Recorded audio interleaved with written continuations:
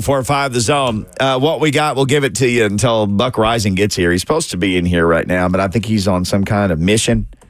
So he's handling business somewhere. I don't know what he's doing. Maybe he went to buy a snow cone. If he did, I hope he brings one for all he had to get his beard trimmed. His beard and his temp fade. He said he just got to get a touch up. He got to got the Cosell's thing tomorrow, man. We all going, man. And he's got to look good. He's got to look good. So we'll all be there representing 104.5 The Zone. Buck will join us courtesy of Two Rivers Ford, the South's most trusted Ford dealer, when he joins us. So we'll all find out together. And his stuff is here, so we know he's not gone too far. So we'll talk to Buck when he gets here. Tyler Boyd in town visiting.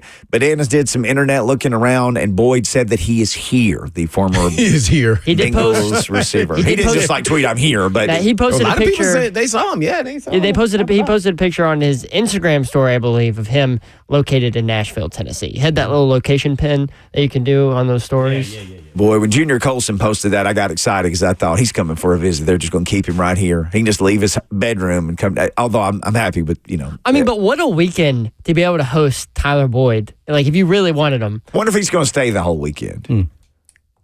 Why is it a weekend? I mean, you got the He concerts, wants to take him to Morgan Wallen and Preds game and let him catch a catfish from Cushenberry and see what else. What if he's not a fan of either? So then how does it play out? Then he'd have to go eat with you and sell it because y'all know all the hot spots. Oh, no, I'm just saying. I mean, I don't know, Tyler. I don't know what he likes to do. I have no idea. He could be a homebody. Buck is in here now. He just slipped in stealthily. What kind of itinerary? Stealthily. What kind of itinerary would you plan for Tyler Boyd and his visit? Where'd you start? Like, where do you go? Maybe grab a drink or two. Then, like the middle part of it. We know that you do this on the regular. So how do you plan a visit for Tyler Boyd? You'd make sure that he came to the Cosell deal and hang out at the Analog Friday night. I know that's on your itinerary. Well, yeah, that's where all the cool kids are going to be. Not to go to the concert. Yep. Well, this particular concert, again, Morgan Wallen's a different one because, famously, there are some issues with Morgan Wallen. So of course. Yes, we don't know how he feels. We don't know if he's a fan of him. We don't know how he feels about Morgan Wallen, so we'll start with that. I would take him, besides the live show, that's a great question. Rooftop bar, but not Broadway. Rooftop bar in the Gulch in particular. If the evening is nice, you want to show off the skyline, you want to be able to point to all the things in the city. Hey, there's Bridgestone Arena. You see how poppin' that is? There's a Preds playoff game, whereas you guys were talking about your quarterback and your center were just snapping catfish to one another, and the former left tackle is chugging beers and waters with his daughter. Not the daughter chugging the beer, but you understand. So you'd be able to point to everything that you can see from the rooftop bar in this growing Nashville skyline.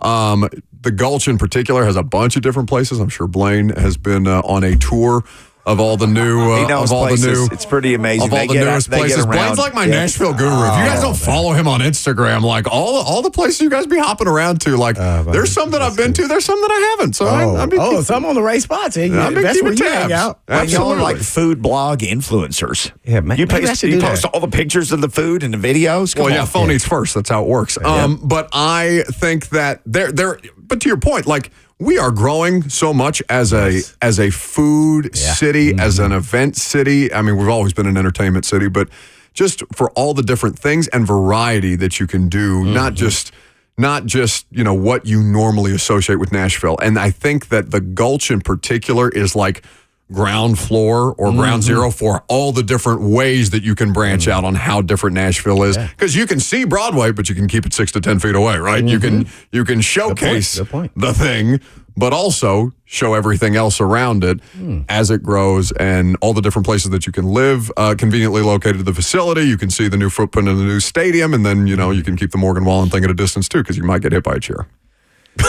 That is true. Might get hit by a chair anyway. He's not going to throw any from the stage, so there's at least that.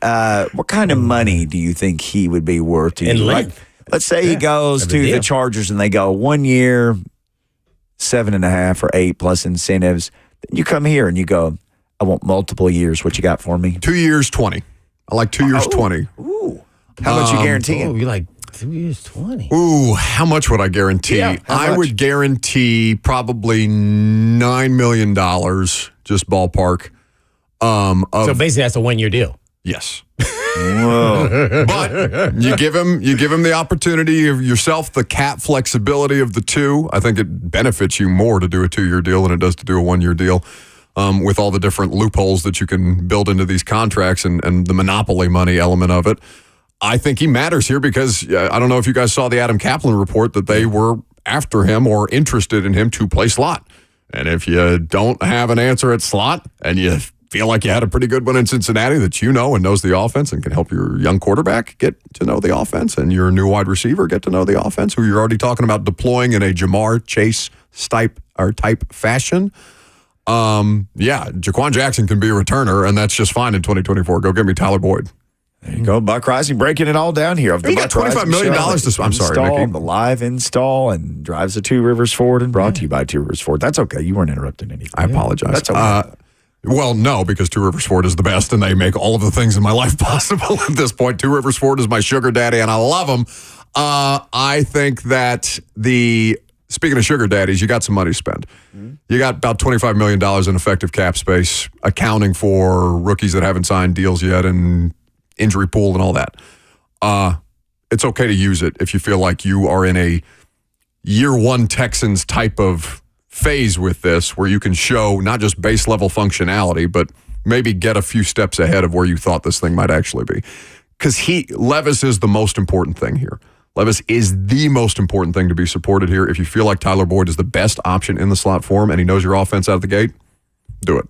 Shouldn't give it a second thought. So what does that mean for Burks, Phillips, and everybody else? Take your ass to the bench. Take your ass to the bench. Get down to the bench. We'll call you if we need you, but hopefully not. Just as far down the depth chart as you can push them. Not off a ledge or anything like that, but just off the ledge of starter. Not NWI though, right? He's not getting pushed. No, he's timeless. Yes, he is timeless, ageless. You can't kill him. You can't stop him. Yes. He's inevitable. He's a security blanket. That's what he is. Money matters. That matters. Yeah. Oh, absolutely. Special teamer, inside, outside, 2, 3, 4, whatever you want to put me. I'm available. Do you know how much I would love him as a 5 or a practice squad guy?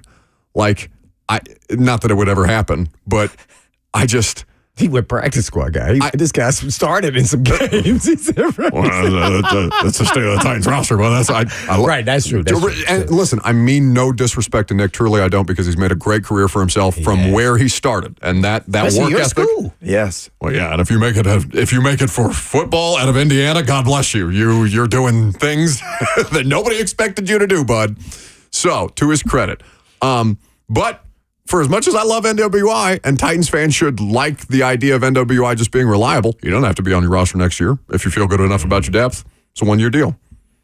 There's nothing here that makes NWI any more a roster lock to me than Mason Kinsey or Kearis Jackson or Phillips. Phillips, yeah. I mean, fifth round picks sometimes don't make it out of their rookie training camps. That happens.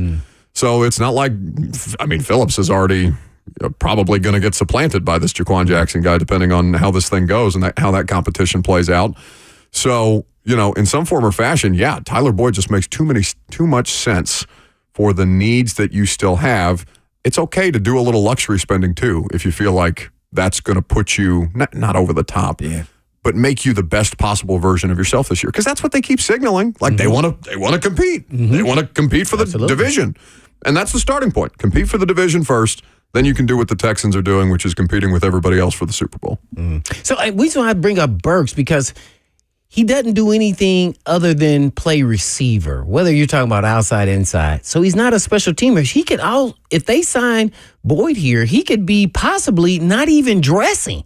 And I say that in kindness, in that NWI is dependable, and he can play special teams. We talking about running down on teams. He's not a returner. Burks is not a returner. Do you want Burks going out there tackling?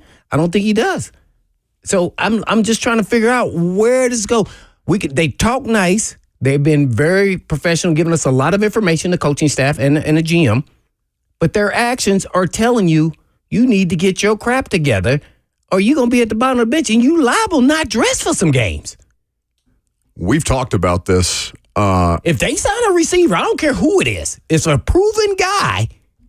Man, that is not good for him. And that's all you're signing at this point is proven guys. I mean, beyond if you have some kind of unforeseen injury or whatever, and the signings have already gone around. This is a meaningful wave of free agency. This is what you need when your draft holes have been filled. And if you still have some room to work with on your roster, then you go out and find your Andres Pete, your Tyler Boyds, your Justin Simmons safety market is going to be certainly active as we work into the coming weeks. But for Taywan Burks, he was put on notice as soon as Ridley got here, probably before Ridley got here. He should have been aware of this as soon as the coaching staff changed, because these are not your people anymore. It's not the guy that drafted you.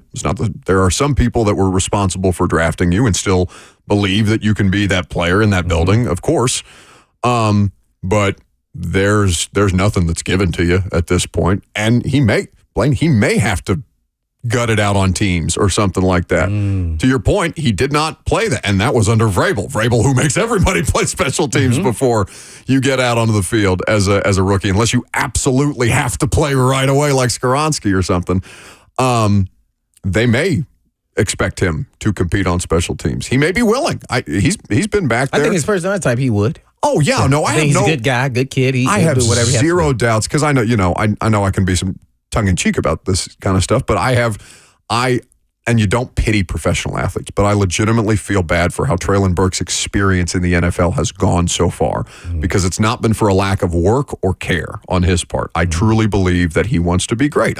You see it in the moments when he gets the opportunity to make the play. He's very, very fired up. He's into it. He loves football. There's no disputing that part of it, but the window is so small, and in theory, it might have already passed him by on a roster that was, 3 months ago, desperate for wide receiver help. And you thought, oh, okay, gravy. He gets another opportunity under an offensive-minded coach, whatever. And they said, no, we want one of these and we want one of those.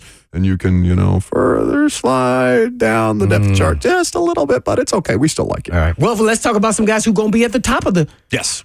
I guess totem pole here for the Titans draft picks, J.C. Latham and Devontae Sweat. What were your thoughts about both of those guys initially? And has it changed a little bit, or how much have you pretty much stayed the same? And what kind of impact? I mean, we all know the issues with right and left tackle, and then Devontae Sweat, the outfield or, weight or whatever it may be. So kind of take us through what your thoughts were. Okay. So my initial thought was, if he's good enough for Bill Callahan, good enough for me. Feel like that's a pretty popular opinion. I don't love having a question mark around left tackle after the draft, even if, I know he's a stud athlete. Like, right. I'm not really that concerned about the idea of him moving over.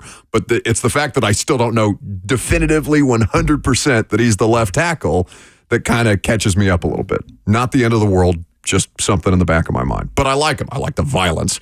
I like the power. There's so much power predicated in that dude's game.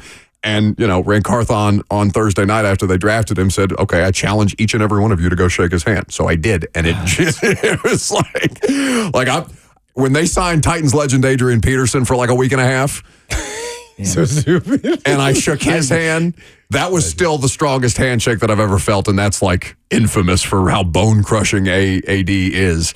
But this dude, I just felt like I lost like a part of my forearm in his grip. Like just a part, it's not just my hand that disappeared inside of his hand, but like a part of my arm. He's just a monster, a mountain of a human being. And you can't coach that size and that just nastiness that he plays with. You love it. Sweat is for sure the biggest question mark.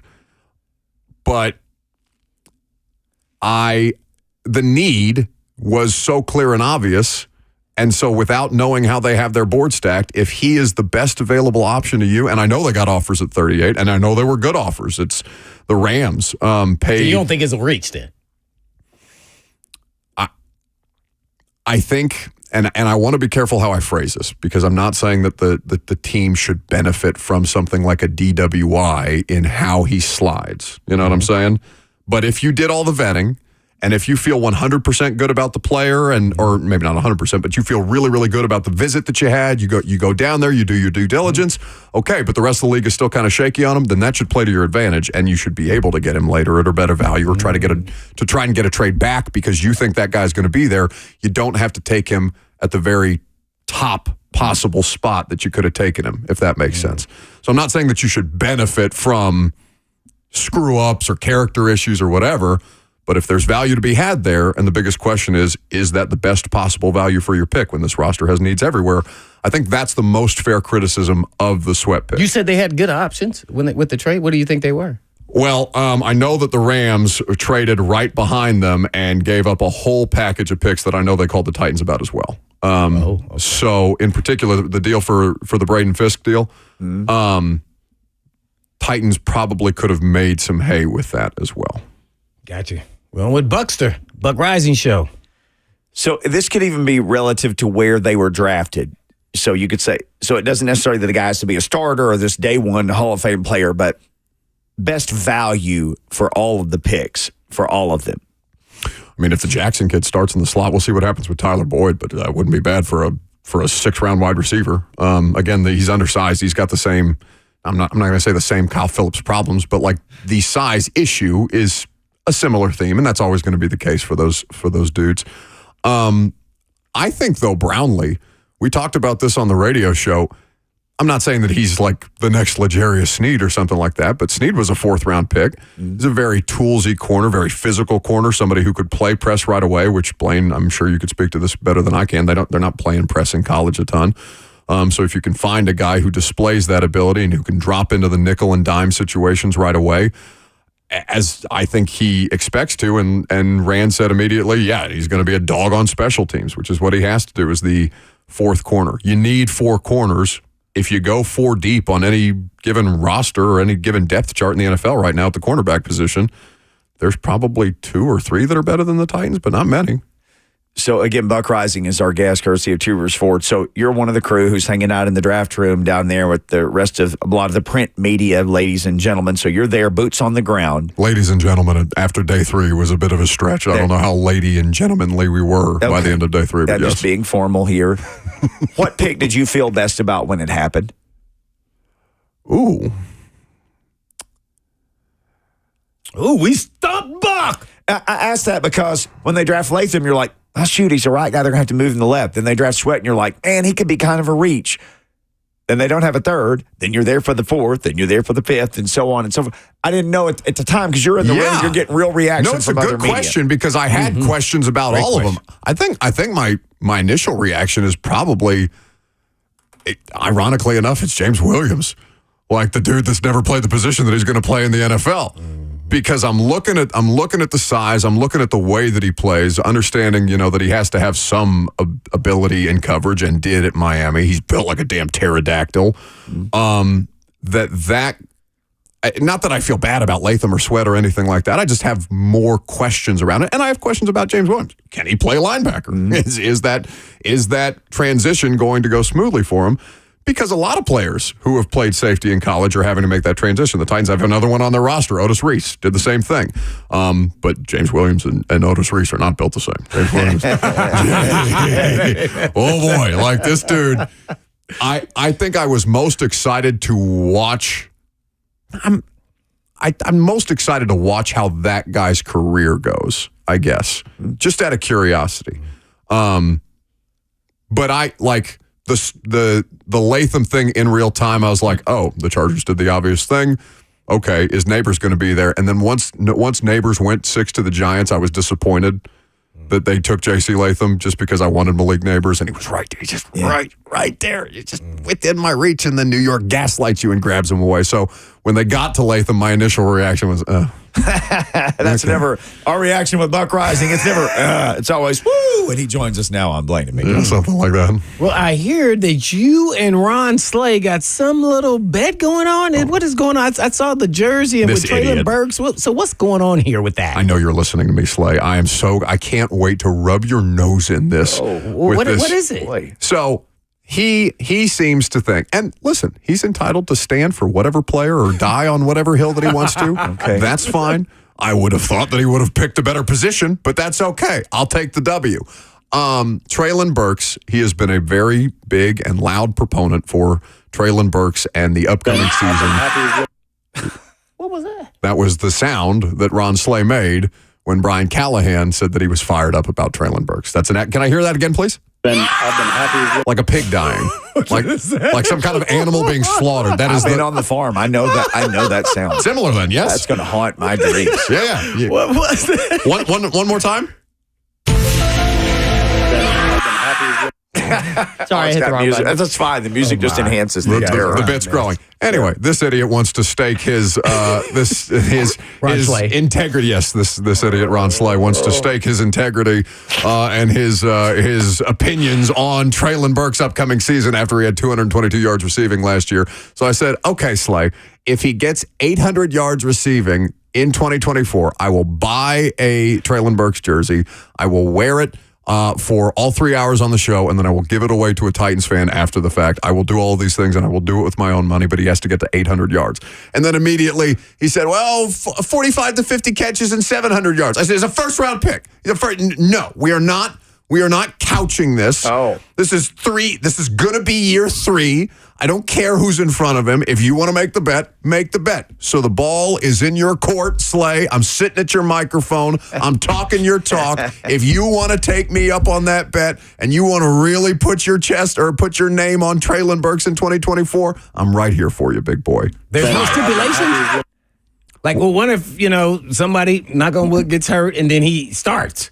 There's no stipulation that it changes? No stipulations. 800 yards is the stipulation, Blaine, for the former first-round pick 2 years ago. All right, one more question. I know we're going over a little time.